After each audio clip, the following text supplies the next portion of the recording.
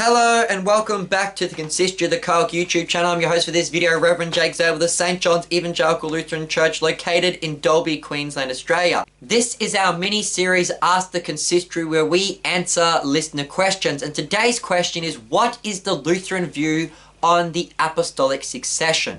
So the Apostolic Succession in Roman Catholicism is that there is this unbroken chain of ordination by the apostles to bishops, and bishops ordain pastors, and the bishops ordain bishops, and so forth and so forth, and there's this unbroken chain. Some churches hold to a Presbyterian apostolic succession, that doesn't necessarily have to be bishop to bishop, but pastor to pastor. However, Lutherans don't agree with this. Why we do hold that it is best practice that a bishop should ordain pastors. In the treatise on the power and primacy of the Pope in the Lutheran Confessions, Melanchthon teaches that while it is best practice to have the bishop do the ordination, if that is not possible, any pastor can do the ordination, and if in the case of necessity, any Christian, including a layperson, can ordain another layperson into the office of the ministry. Martin Luther, in his, I believe, Babylonian captivity, points out that the Roman Catholics are also unable to prove this definite, unbroken chain of ordination from the apostles up to the present bishops. It's just something that you can't prove.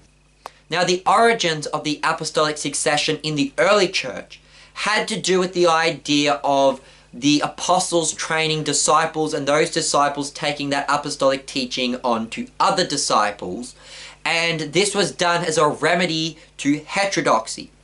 So when false teachers popped up in the church and they started just spouting off false doctrines, people could turn to them and say, hold on a moment, where did you learn that? Where is this teaching coming from? Nobody's ever taught this. And they'd have to be like, I learned it from, I don't know. And they'd go, well, you're a heretic, you're making up doctrines. But the Orthodox, if they were questioned on, where did you learn that? What are you teaching? They could say, well, I was taught by this pastor, who was taught by this other pastor, who was taught by Polycarp, who was taught by the Apostle John. And then, so it was a way of giving kind of authenticity to their teachings as a remedy against heterodoxy. Now, this does not mean that every disciple of a disciple of a disciple would be an Orthodox teacher, but it did give some weight to their teaching. For example, if you could say you were taught by Martin Luther, then it gives a bit more weight when you are trying to teach Lutheran doctrines, rather than someone who never met Martin Luther coming along and saying, well, I know what Martin Luther really taught. So it was a remedy against heterodoxy. But the Lutheran position on the apostolic succession is that the apostolic succession is not a succession of ordination, a succession of the laying on of hands, but that the true apostolic succession is the succession of the apostolic teaching. So, in the Gospels, Jesus taught the apostles, and in Matthew 28:20, Jesus commissioned the apostles to go and make disciples, teaching all that he had commanded them.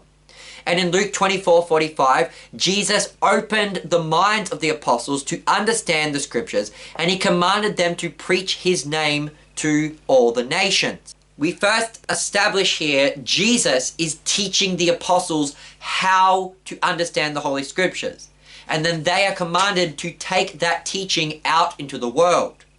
Now you have St. John in his first epistle, chapter 1, verses 2 and 3, where he states that the apostles were witnesses of the teachings of Christ, and he states that what they saw and what they heard from Christ is what they have passed on, and that in order to have fellowship with Christ, they had to have fellowship with the apostles, and in order to have fellowship with the apostles, they had to be in agreement with the apostolic teaching.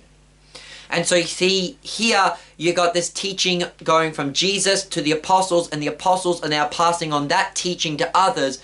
And the church, in order to have fellowship with Christ, must have the same teachings as the apostles. We see this in the book of Acts, where it says they devoted themselves to the apostolic teachings, to the teachings of the apostles.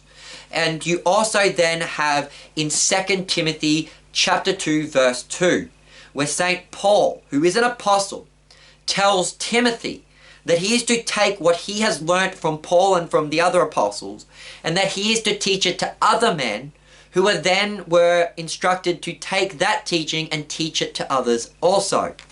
So here you have this succession happening in 2 Timothy. You have Paul teaching Timothy. Timothy teaches these other men, the pastors at Ephesus, and those pastors at Ephesus were then to train other men, who could then teach other men, who could then teach other men, who could then teach other men, and so forth up until the present day.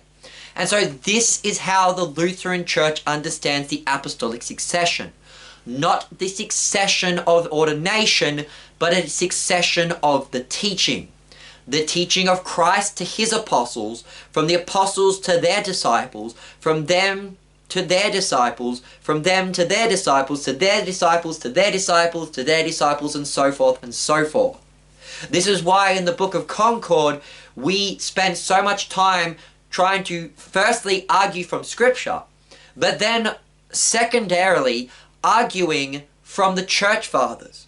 The Book of Concord quotes the Church Fathers time and time again to try and show that the teachings of the Lutheran Church, that the teachings of the Reformers of Luther and Melanchthon and Bugenhagen and Chemnitz and all of them was not some new teaching, but that it was the teaching that had been passed down from the Church Fathers. That the teaching had been passed from Christ to the Apostles, to the Church Fathers, and onwards to the Reformers. So the Reformers quote the Church Fathers to try and show that this apostolic succession, this succession of teaching, has been passed down from Jesus through the Church, and that it is still being taught and propagated in the Lutheran Church.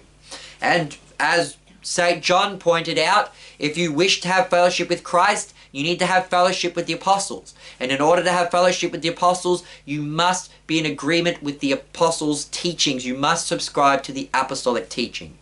And so that is the Lutheran answer as to what is the true apostolic succession. It is the succession of the apostolic teaching. Now, I've been your host, Reverend Jake Zabel. Goodbye and God bless.